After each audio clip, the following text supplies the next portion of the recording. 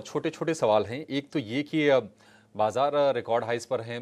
अ, मतलब 1-2 दिन से थोड़ा प्रेशर ज़रूर देख रहे हैं, लेकिन क्या ये सही वक़्त है कि मिड कैप से, स्मॉल कैप से मूव करके लार्ज कैप्स में चले जाएँ? और दूसरी चीज़, चाइना में जिस तरह से स्टिमुलस मेजर्स लिए गए हैं, हालाँकि हमने हाल-फिलहाल देखा है कि एफआईआईज़ का सपोर्ट भारत को मिला है, लेकिन क्या इन स्टिमुलस मेजर्स के बाद एफआईआईज़ के आउटफ्लो का रिस्क बढ़ गया है या फिर ज़्यादा टेंशन लेने की ज़रूरत नहीं है? आई थिंक अगर मैं आपके पहले सवाल की बात करूं कि रिस्क कहाँ पे ज्यादा है, mid cap, large cap, small cap. I think जो मार्केट में स्टॉक जो एक्सपेंसिव हैं, वो वही स्टॉक हैं जहाँ पे अर्निंग एक्सपेक्टेशन ज्यादा है। और अगर हम लार्ज कैप की भी बात करें, तो अगर आप लार्ज कैप में देखेंगे कोई भी कंपनी जहाँ पे 20-25% अर्निंग ग्रोथ एक्सपेक्टेड है, वो भी मार्केट में 35-40 टाइम से कम नहीं ट्रेड कर रही है। तो I think rather than taking a look at risk from कि वो किस कैटेगरी में स्टॉक है, हमको देखना चाहिए कि उसकी अर्निंग्स में कितना रिस्क है।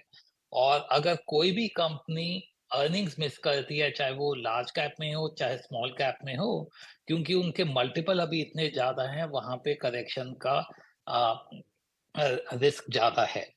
अगर हम एफआईआई फ्लो की बात करें चाइना को लेके, हाँ, ये बिल्कुल सही बात है कि ये चाइना मार्केट में इतना ज़्यादा मोमेंटम आया है, कुछ एफआईआई वहाँ पे इन्वेस्ट करने को पक्का देखेंगे। और अगर हम आज की बात करें, तो अगर आज आप देखें चाइनीज़ मार्केट तकरीबन 5% ऊपर है, इंडियन मार्केट 1% नीचे है, तो ऐसा लगता है कि कुछ पैसा उधर जा रहा है।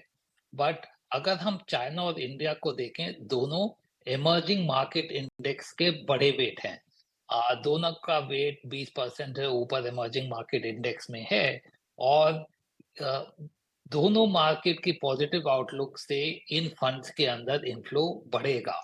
और इसलिए आई थिंक अगर चाइना बेटर करेगा, तो इस माहौल में जब फेड रेट कट कर रहा है, तो इमर्जिंग मार्केट्स फंड्स को फ्लो ज़्यादा आएगा। और उसके कारण बोथ इंडिया और चाइना के लिए फ्लो इंक्रीज होगा। तो आई डोंट थिंक चाइना की मार्केट रैली इंडियन मार्केट के लिए रिस्क है।